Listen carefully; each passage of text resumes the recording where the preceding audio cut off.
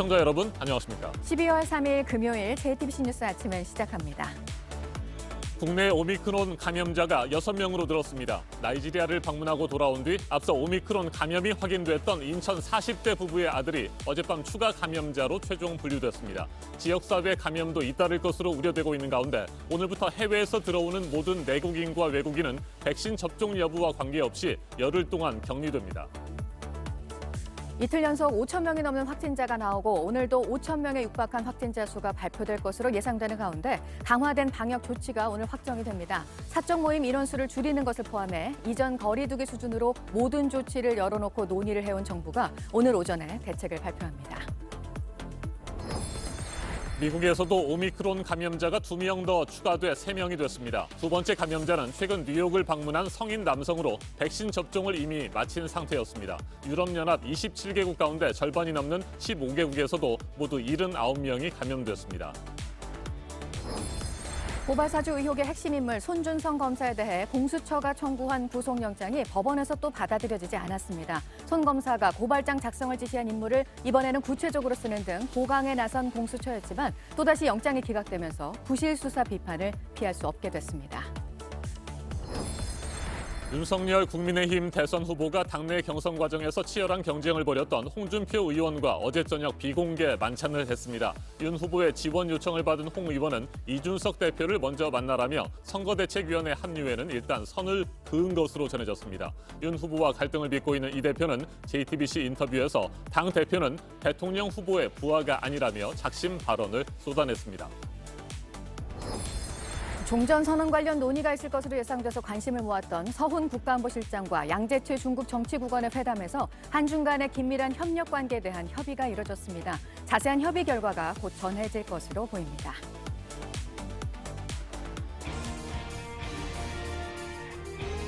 코로나19의 새로운 변이 바이러스 오미크론 국내 감염자가 1명 또 늘었습니다. 나이지리아를 방문하고 돌아온 뒤 앞서 오미크론 감염이 확인됐던 인천 40대 부부의 아들이 어젯밤 추가 감염자로 최종 분류됐습니다. 이에 따라 이들 부부의 지인과 또 다른 나이지리아 방문 여성 2명을 합하면 국내 감염자는 6명으로 늘었습니다. 그런데 더 큰 문제는 오미크론 감염자와 가족, 지인들이 그동안 식당과 마트, 치과 등을 찾은 것으로 드러나 지역사회 집단 감염이 본격화될 가능성이 매우 높다는 점입니다. 네, 이 오미크론 변이에 대응해서 정부가 내놓은 조치가 오늘부터 이제 적용이 되는데요. 백신 접종을 마치면 주어지는 격리 면제가 없어집니다. 해외에서 들어오면 무조건 열흘, 오미크론 변이 확진자와 접촉을 했다면 14일 격리가 됩니다. 첫 소식으로 성화선 기자가 보도합니다. 추가로 확인된 오미크론 변이 감염자는 인천에 사는 40대 목사 부부의 10대 아들입니다. 국내에서 오미크론 변이 감염자는 5명에서 6명으로 늘었습니다. 첫 감염자는 40대 목사 부부였는데 10대 아들에게 번진 겁니다. 앞서 부부를 차로 데려다 줬던 30대 지인도 오미크론 변이에 감염됐습니다. 또 나이지리아를 다녀온 50대 여성 2명도 오미크론 변이가 확인됐습니다. 이들은 증상이 없거나 기침이나 두통 등 증상을 보였다가 좋아졌습니다. 문제는 지역사회 내 연쇄적인 감염 우려가 커지고 있다는 점입니다. 오미크론 변이 감염자나 감염이 의심되는 사람과 접촉한 사람들이 점점 늘어나고 있습니다. 게다가 목사 부부는 역학조사 과정에서 30대 지인이 차로 데려다 줬다는 점을 알리지 않았습니다. 그는 닷새 동안 자유롭게 돌아다녔고 방역망에서 벗어나 있었습니다. 오미크론 추가 감염자가 잇따를 것으로 보입니다. 정부는 일단 격리 면제 혜택을 대폭 줄이기로 했습니다. 오늘부터 해외에서 들어오는 모든 내국인과 외국인은 열흘 동안 격리를 해야 합니다. 백신을 다 맞아도 예외는 없습니다. 입국 당일 검사가 있고 그리고 입국 후 5일 그리고 격리 해제 전 검사 그리고 입국 전 검사까지 포함하면 4번의 검사를 진행하게 됩니다. 오미크론 확진자와 접촉한 사람은 접종을 완료했어도 자가격리를 해야 합니다. 격리 기간도 현재 열흘인데 14일로 늘렸습니다. JTBC 서화선입니다. 오미크론 바이러스 공포가 국내에서도 빠르게 번지고 있는 가운데 신규 확진자 발생도 심각한 수준입니다. 어젯밤 9시까지 4,057명이 추가로 확진 판정을 받았고 오늘 0시 기준 확진자 수는 계속해서 5,000명 안팎에 이를 것으로 보입니다. 이에 따라 정부는 오늘 강화된 방역 대책을 내놓을 예정인데 사적 모임 인원 축소와 방역 패스 확대 적용 등이 검토되고 있습니다. 박소영 기자가 보도합니다. 문재인 대통령이 단계적 일상 회복이 쉽지 않을 거란 뜻을 내비쳤습니다. 단계적 일상 회복으로 가는 길이 순탄치 않고 신종병이 오미크론의 위험성이 높아지고 있습니다. 실제 청와대는 방역 조치를 전면 수정하는 쪽으로 방향을 잡았습니다. 청와대 관계자는 사적 모임 인원 축소와 영업시간 제한을 모두 포함해 검토 중이라고 밝혔습니다. 불과 나흘 전만 해도 문 대통령은 단계적 일상 회복 후퇴는 없다고 했지만 그만큼 위기의식이 커진 상황입니다. 당초 논의됐던 사적 모임 허용 수준은 미접종자 모임 인원을 2명으로 줄여 수도권은 8명, 비수도권은 10명까지 제한하는 조치였습니다. 그러나 수도권의 경우 이보다 강화된 최대 4명 또는 6명까지 제한하는 안이 일상회복위원회에 올라와 있습니다. 매장 영업시간도 밤 10시 또는 자정까지 제한하는 안도 논의 중입니다. 여기에다 백신 미접종자 보호를 위해 식당과 카페에 방역 패스를 적용하는 의견도 제시됐습니다. 중앙재난안전대책본부 관계자는 앞선 사회적 거리 두기 4단계 수준으로 모든 조치를 열어놓고 검토 중이라고 말했습니다. 그러나 방역 패스가 일부 적용되는 상황이라 백신 접종자가 체감하는 정도는 거리 두기 4단계보다는 약할 것으로 보입니다. 다만 이런 조치가 또다시 자영업자에게 부담이 될 거란 우려가 나옵니다. 총리실 관계자는 방역 강화 조치로 인한 피해는 자영업자나 소상공인에 집중되는 측면이 있다며 종합적으로 고려할 것이라고 말했습니다. 우선 방역당국은 기존 백신이 오미크론 변이에 대응하는 데 효과가 있다며 3차 접종 독려에 집중하고 있습니다. 3차 접종을 하게 되면 좀 더 항체가를 신속하게 올려서 오미크론 변이에 대해서도 대응이 가능하기 때문에 정부는 오전 중대본 회의를 거쳐 방역 대책을 발표합니다. JTBC 박소연입니다. 미국에서도 오미크론 감염자가 2명 더 추가돼 3명이 됐습니다. 조 바이든 대통령은 새로운 변이 바이러스와 겨울철 코로나19 대응을 위해 강화된 방역 지침을 발표했습니다. 백신 추가 접종과 진단검사 강화에 초점을 맞추고 입국 금지나 봉쇄 조치는 취하지 않겠다는 입장을 분명히 밝혔습니다. 유럽연합은 절반이 넘는 나라에서 오미크론 확진자가 나왔습니다. 워싱턴 임종주 특파원이 보도합니다. 미국에서 두 번째 오미크론 감염자가 나온 곳은 중북부 미네소타주입니다. 서부 캘리포니아주에서 처음 확인된 지 하루 만입니다. He had been vaccinated. The person developed mild symptoms, as you noted, on November 22nd and sought COVID-19 testing on November 24th. The person's symptoms have resolved. 감염자는 최근 뉴욕을 방문한 적이 있는 성인 남성입니다. 정밀 검사가 미국 전역에서 진행되고 있어 확진자는 더 늘 것으로 예상됩니다. 바이든 대통령은 국립보건원을 방문해 강화된 겨울철 방역 대책을 발표했습니다. We're going to launch hundreds of new family vaccination clinics across the country. These sites are going to offer vaccinations for the whole family, one stop. 보험이 없는 사람들을 위한 무료 자가 검사도 지원하기로 했습니다. 미국행 승객에 대해선 비행기 탑승 24시간 전 코로나 검사와 음성 증명 제출을 의무화하기로 했습니다. 봉쇄나 격리보다는 백신 접종과 검사 강화에 초점을 맞췄습니다. And it doesn't include shutdowns or lockdowns, but widespread vaccinations and boosters and testing and a lot more. 유럽에선 유럽연합 27개국 가운데 절반이 넘는 15개 나라에서 모두 79건의 오미크론이 확인됐습니다. 영국과 스위스 등 유럽연합에 속하지 않는 나라까지 합하면 더 많습니다. 유럽 질병예방통제센터는 오미크론이 몇 달 안에 신규 감염의 절반 이상을 차지할 수 있다고 밝혔습니다. 남아공 연구진들은 오미크론이 기존 베타나 델타 변이보다 3배 더 빠른 속도로 사람들을 재감염시키고 있다고 밝혔습니다. 다만 오미크론이 백신의 효과를 회피할 수 있는지를 평가할 수 있는 자료는 없다고 말했습니다. 워싱턴에서 JTBC 임종주입니다. 고발 사주 의혹에 연루돼 어제 두 번째 영장 실질 심사를 받은 손준성 검사가 이번에도 구속을 피했습니다. 법원은 피의자의 방어권 보장이 필요하고 구속 사유와 필요성, 상당성에 대한 소명도 충분하지 않다며 구속영장을 기각했습니다. 체포영장에 이어 2차례 구속영장까지 잇따라 3번의 신병 확보에 실패한 고위공직자범죄수사처는 수사의 동력을 크게 잃으면서 중대 위기를 맞고 있습니다. 박지윤 기자입니다. 손중성 검사는 오늘 새벽 서울구치소 문을 열고 나왔습니다. 거듭된 공수처의 무리한 구속영장 청구에 대해 현명한 결정을 내려주신 사법부에 감사드립니다.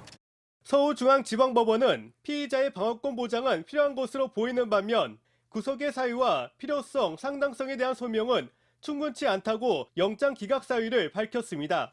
공수처는 앞서 열린 피의자 신문에서 송 검사가 대검 수사정보 정책관 시절 부하검사 2명 등 3명에게 고발장 작성 등을 지시했다고 주장하며 실명을 거론했습니다. 이름을 알 수 없어 성명불상으로 처리했던 1차 영장과는 달랐습니다. 하지만 영장 내용을 입증할 구체적인 증거는 제시하지 못한 걸로 전해집니다. 공수처는 송 검사에 대해 지난 10월 체포영장과 1차 구속영장을, 지난달에는 2차 구속영장을 청구했지만 법원은 이를 모두 기각했습니다. 고발사주 의혹 수사는 송 검사의 일부 혐의에 대해서만 불구속 기소하는 선에서 마무리될 것으로 보입니다. 관심을 모은 윤석열 후보의 관여 여부는 규명하기 어려울 전망입니다. 공수처의 수사력 부족 논란도 거세지면서 야권 일각에서 나왔던 공수처 폐지 목소리가 더욱 커질 가능성도 있습니다. JTBC 박지윤입니다. 국민의힘이 대선 선거대책위원회 구성 등의 문제로 극심한 내부 갈등을 겪고 있는 가운데 당내 경선에서 맞붙었던 윤석열 후보와 홍준표 의원이 어제 저녁 비공개 만찬을 했습니다. 두 사람이 단독으로 만난 것은 지난달 5일 경선이 끝난 지 27일 만인데 4시간 가까이 이어졌습니다. 윤석열 후보와 신경전을 벌이면서 지역을 돌고 있는 이준석 대표는 JTBC 인터뷰에서 윤 후보를 향해 강한 불만을 드러냈습니다. 유미애 기자가 전해드립니다. 윤석열 대선 후보가 어제 당 대선 경선 경쟁자였던 홍준표 의원과 비공개 만찬을 가졌습니다. 지난달 5일 대선 경선 발표 이후 27일 만입니다.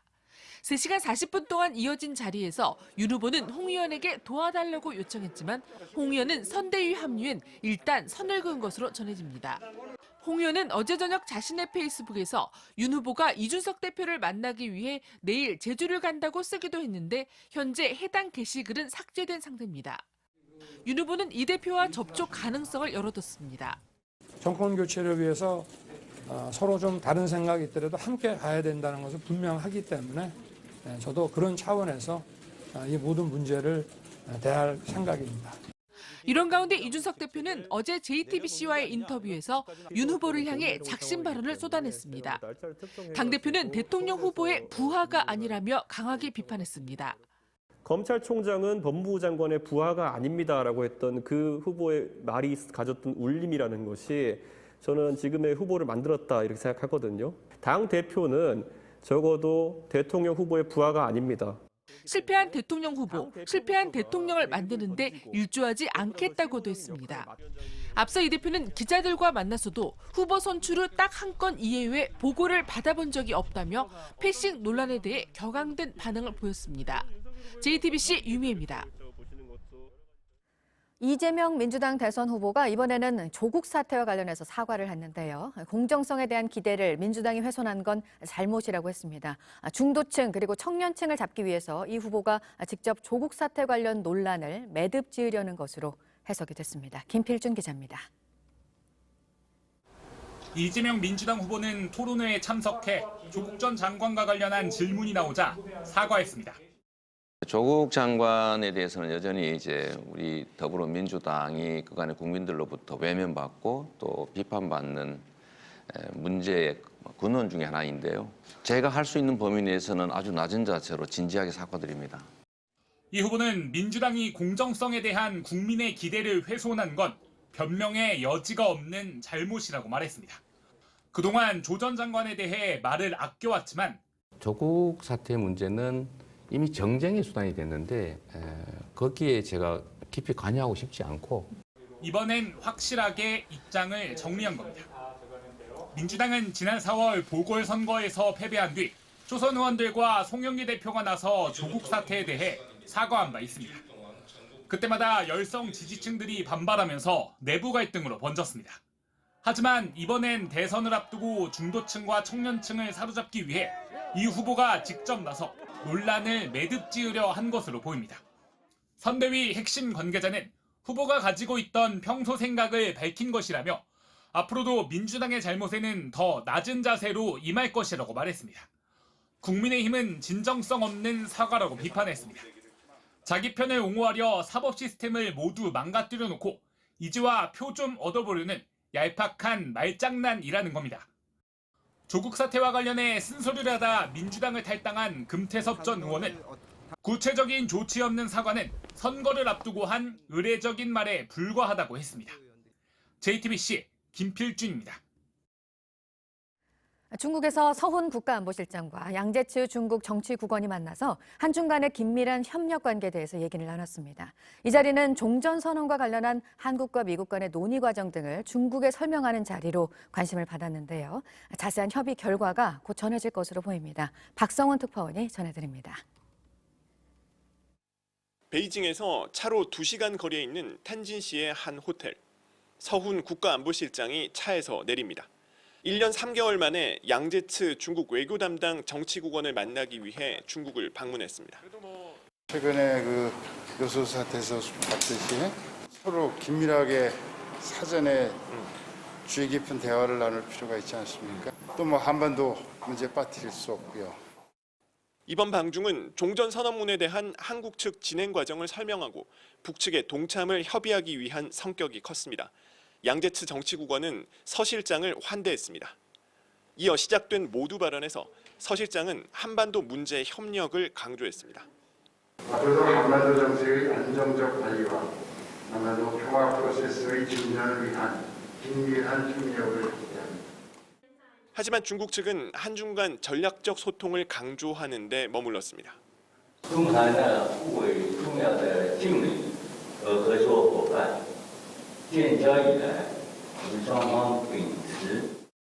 한중 양국은 내년 30주년 수교를 맞아 양국 간의 관계를 더욱 긴밀히 협력해 나가자고 얘기했습니다. 하지만 중국 측이 한반도 문제와 관련해 한마디도 언급하지 않은 점은 아쉬움으로 남는 대목입니다. 중국 텐진에서 JTBC 박성훈입니다.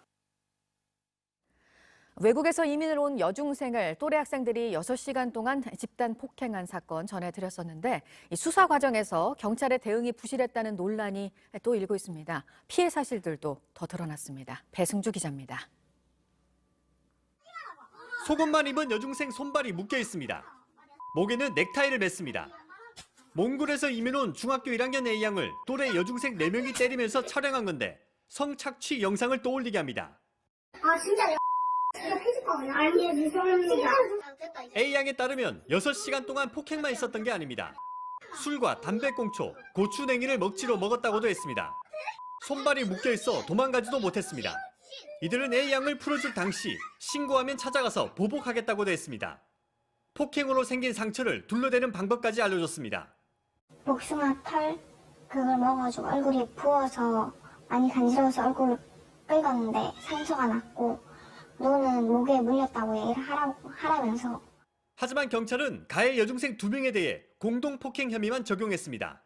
나머지 2명은 촉법 소년이라 처벌도 안 받습니다. 감금, 협박, 동영상 유포 등은 모두 혐의에서 빠졌습니다. A양은 담당 수사관이 피해자인 자신의 잘못도 있다는 취지로 말했다고 했습니다.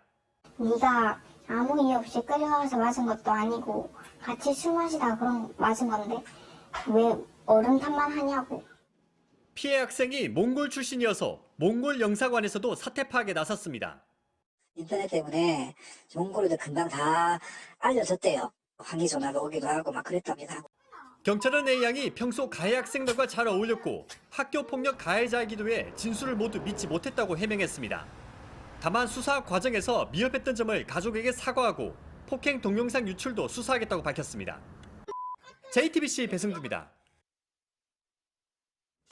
이번에는 오늘 아침 체크해봐야 할 뉴스들을 분야별로 살펴보겠습니다. 먼저 정치 분야입니다. 1가구 1주택 양도소득세 비과세 기준을 현행 9억 원에서 12억 원으로 올리고 내년부터 시행될 예정이던 가상자산 과세도 1년 유예하는 내용의 소득세법 개정안이 어제 국회 본회의에서 통과됐습니다.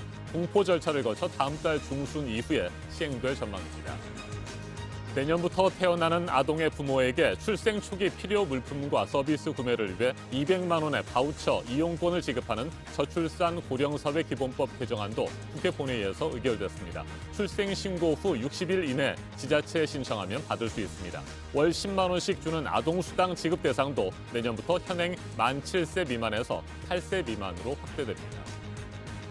문재인 대통령이 어제 우리나라를 방문 중인 로이드 오스틴 미국 국방장관을 만났습니다. 문 대통령은 차기 정부의 북미 대화와 남북 대화가 진행 중인 상황을 물려주기 위해서 한반도 종전선언을 제안했다며 미국의 지속적인 관심과 지지를 당부했습니다. 세계 최대 규모의 자유무역 협정인 RCEP 비준 동의안이 국회에서 통과가 되면서 내년 2월 초에 발효될 예정입니다. 아세안 10개 나라와 한중일 등 모두 15개 나라가 참여를 하며 전 세계 교육 규모의 3분의 1을 차지합니다.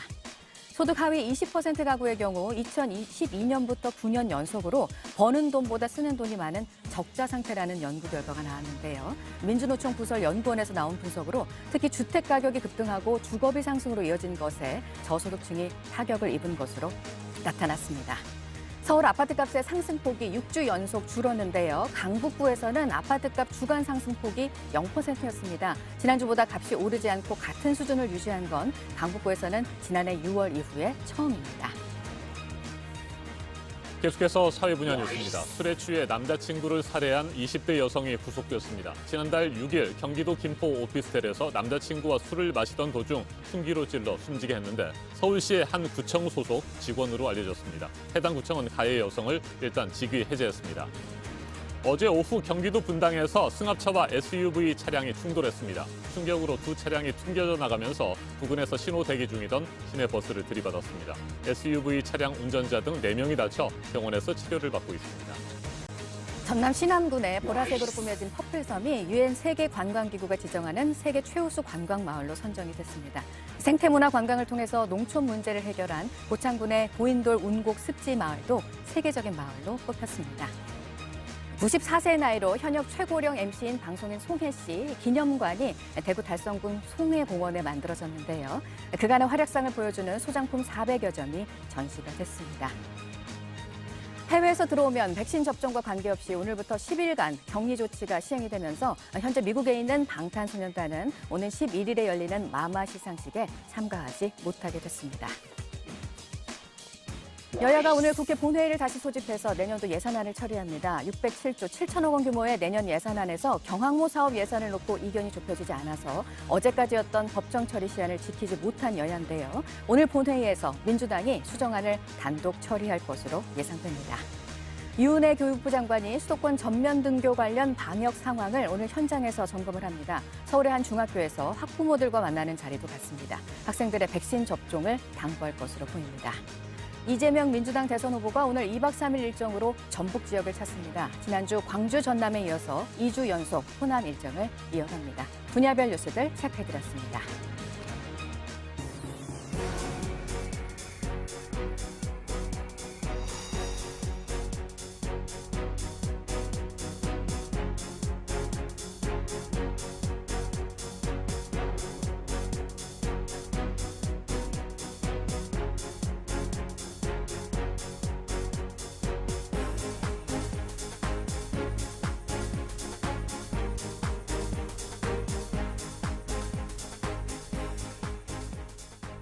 네, 금요일 아침입니다. 7시 42분 지나고 있습니다.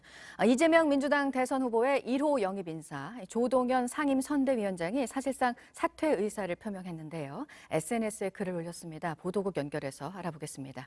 이재승 기자, 임명되고 이틀 만이죠? 네, 그렇습니다. 지난달 30일에 더불어민주당 상임선대위원장으로 임명된 지 이틀 만입니다. 조동연 위원장은 어제 소셜미디어를 통해 그간 진심으로 감사했고 죄송하다, 안녕히 계시라는 내용의 글을 올렸습니다. 또 자신이 짊어지고 갈 테니 아이들과 가족은 그만 힘들게 해주셨으면 한다라고 덧붙였는데요.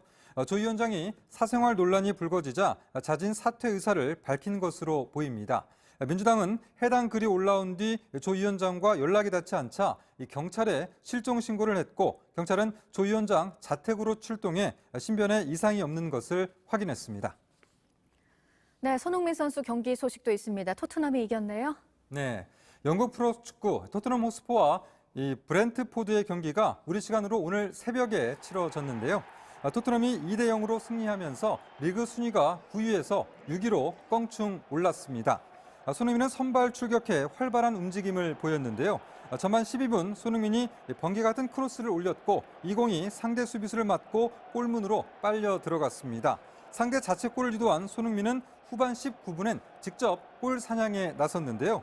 역습 상황 이후에 왼쪽 측면에서 연결된 패스를 가볍게 득점으로 마무리하면서 리그 5호 골을 터뜨렸습니다. 리비아에서는 독재자 카다피의 아들이 대선 출마 자격을 갖게 됐다고요? 네, 리비아 법원이 선관위의 후보 자격 박탈 결정에 제동을 걸었습니다.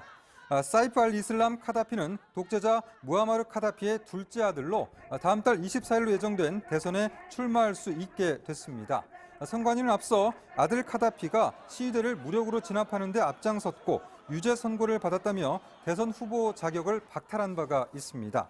리비아는 독재자 카다피가 축출된 뒤 내전이 계속돼 1000명이 넘는 사람이 숨졌는데요. 유엔 중재로 지난해 휴전이 됐고 이번에 대통령 선거가 치러지게 됐습니다. 독재를 끝낸 세력과 또 독재자의 아들이 다시 대선에서 맞붙게 됐습니다. 끝으로 조금 전에 들어온 속보 전해드리겠습니다. 일본 야마나시 현에서 아침 6시 37분에 규모 4.9의 강한 지진이 발생했습니다. 일본 기상청은 이번 지진으로 도쿄 중심가에서도 흔들림이 감지됐다라고 밝혔습니다. 진원의 깊이는 20km로 이번 지진으로 인한 해일 우려는 없다고 덧붙였습니다. 지금까지 아침엔 지금 JTBC 이재승입니다.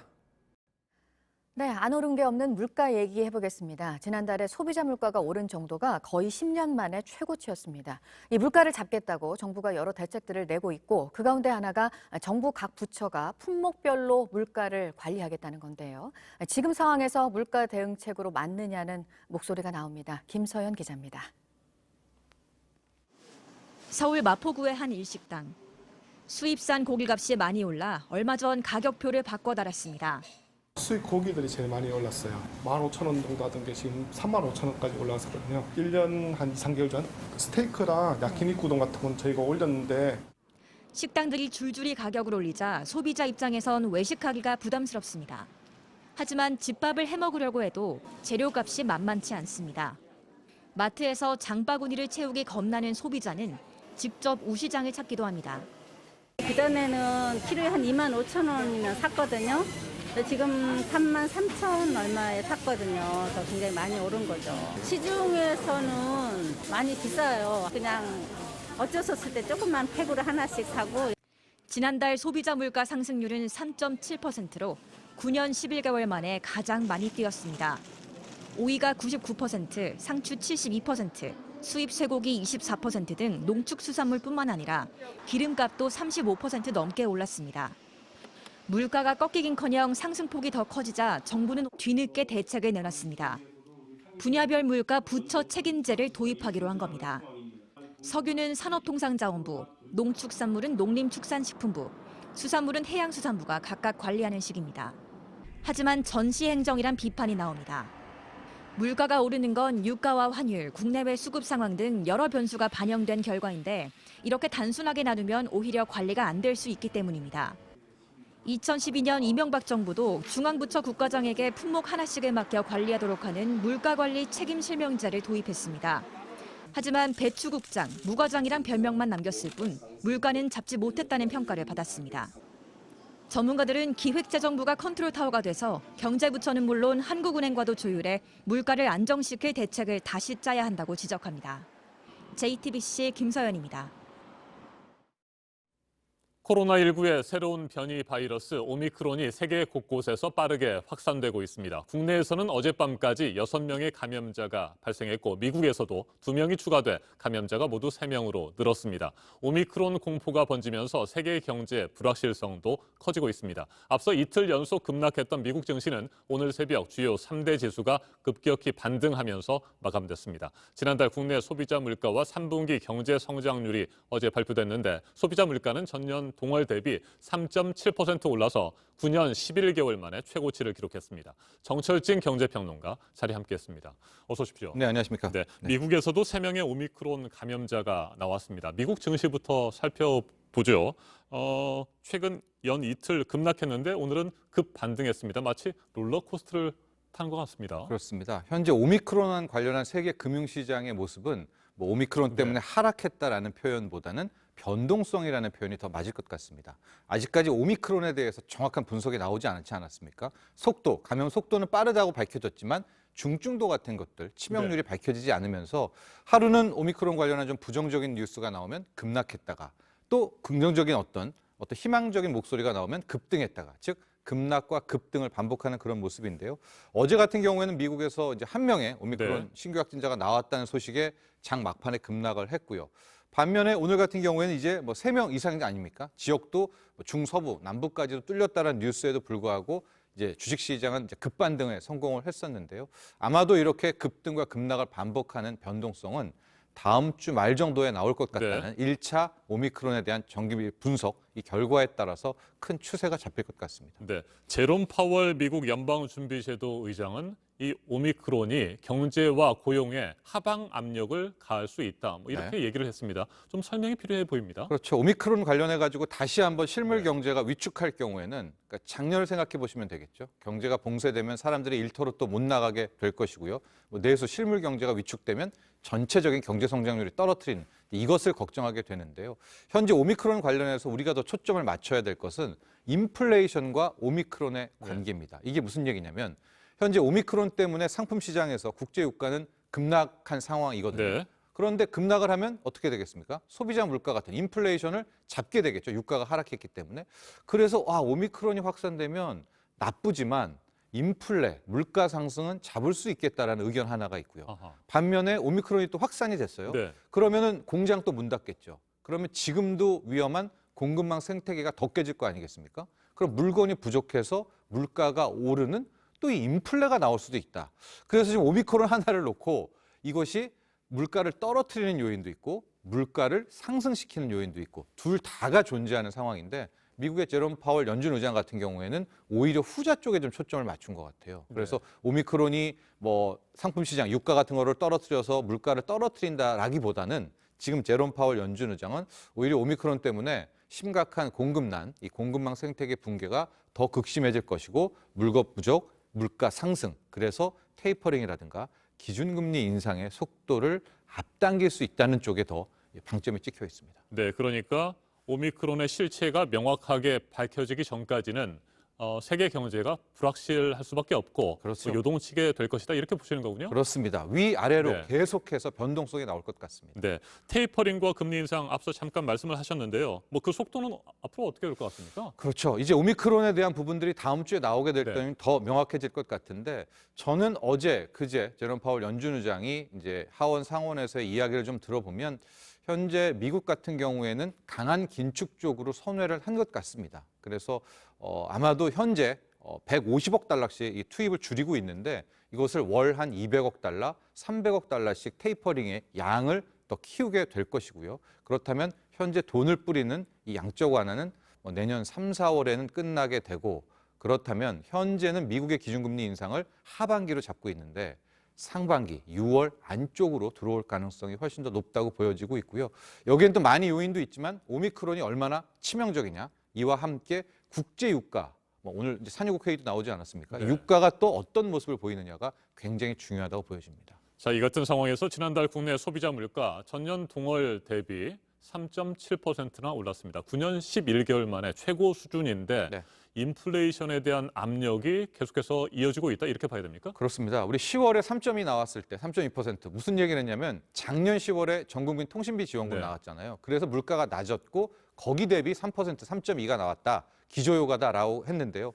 지금 11월 소비자 물가가 3.7%입니다. 작년 11월에는 아무것도 없었거든요. 그렇게 되면 이제 우리나라도 완연한 인플레 국면에 빠졌다라고 볼 수 있고 항목별로 보면은 석유류도 올랐지만요. 먹거리, 농축, 수산물 가격 다 올랐고 서비스 물가 올랐고요. 집세 올랐고 가공식품 올랐고 안 오른 것이 없는 그런 상황이 됐습니다. 그래서 결과적으로 물론 이제 오미크론이라는 네. 또 하나의 변수가 얼마나 중증도 또 치명률이 남아있기는 하지만 이런 추세를 본다면 그동안에 해왔던 패턴 내년 1월, 2월에 한 번 더 추가 금리 인상은 거의 확실시 되지 않느냐 이렇게 분석이 됩니다. 네, 뭐 이르면 내년 1월에 추가 금리를 인상할 수도 있다라는 분석도 나오는데 그렇게 빨리 이루어질 수도 있습니까? 네, 가능성은 매우 높아 보입니다. 현재 3.7%라는 이 월 물가 상승률이요. 연으로 따져도 지금 2%가 훌쩍 넘게 되거든요.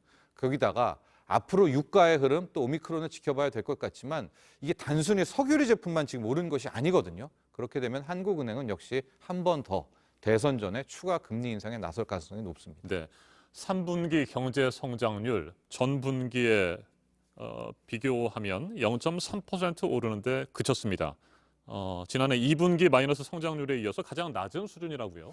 그렇죠. 속보치는 이미 나왔었고요. 이제 잠정치가 확정이 됐었는데 좀 3분기에 굉장히 많이 주춤했던 것으로 파악이 되고 있고 핵심 하나만 기억하시면은 민간 소비, 민간 투자가 못 쫓아가고 있습니다. 예, 우리의 생산, 제조, 수출은 굉장히 빠르게 늘어나고 한국 경제를 버티고 있는데 네. 우리가 내수라고 표현을 하죠. 민간 소비, 민간 투자가 오히려 우리나라의 경제 성장을 깎아먹고 있는 이제 이런 모습을 보여지고 있거든요.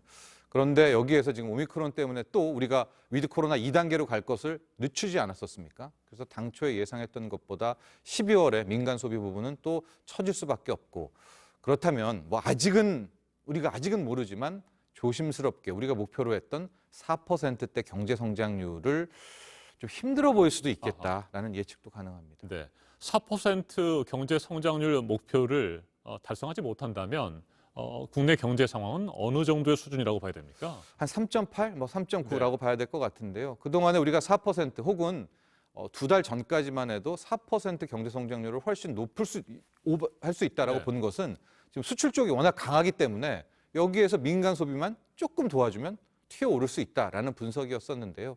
지금 보면 현재 뭐 12월 아닙니까? 하고 현재 이런 패턴들을 보면 올해는 일단 민간 소비와 민간 투자는 좀 기대하기 힘들지 않을까라고 보여지고 있어서 일단은 내년으로 이 바통이 넘어가게 됐는데 내년에 만에 하나 민간 소비와 민간 투자가 못 살아난다면 한국 경제가 좀 더 힘들어질 수 있는 게요. 지금 수출 제조업은 거의 턱까지 찼습니다. 더 가기 힘들 정도가 왔고 이제는 변곡으로 좀 떨어질 상황이고 있기 때문에 이게 돌고 돌아 코로나19, 돌고 돌아 오미크론이 되는 그런 상황이 됐죠. 지금 당장 오미크론의 변수 말고요. 또 다른 중요한 변수가 있겠습니까? 현재 국제 유가 흐름 굉장히 중요한 것 같아요. 366이 오늘 끝난 상황에서 일단은 증산을 유지하겠다라고 했습니다. 그런데 366이 무슨 얘기를 했냐면은 오미크론의 어떤 중증도에 따라서 지금은 증산을 하지만 또 감산할 수 있다라든가 이런 모습을 보이고 있기 때문에 유가가 추세적인 하락이 되냐 안 되냐가 굉장히 중요하거든요. 만에 하나 오미크론이 잘 잡혔어요. 그렇게 되면 이것이 또 우리가 완전 해피엔딩이냐? 그것이 아닌 게 다시 한번 인플레를 자극할 수가 있거든요. 실물 경제 돌아가고 유가 급등하고 그렇기 때문에 이게 올라가기도 그렇고 떨어지기도 그렇고 어떤 그런 악재들이 상존한다 이렇게 볼 수 있겠습니다. 네, 경제의 불확실성이 빨리 해소가 돼야 될 텐데 걱정입니다. 지금까지 정철진 경제평론가였습니다. 말씀 잘 들었습니다.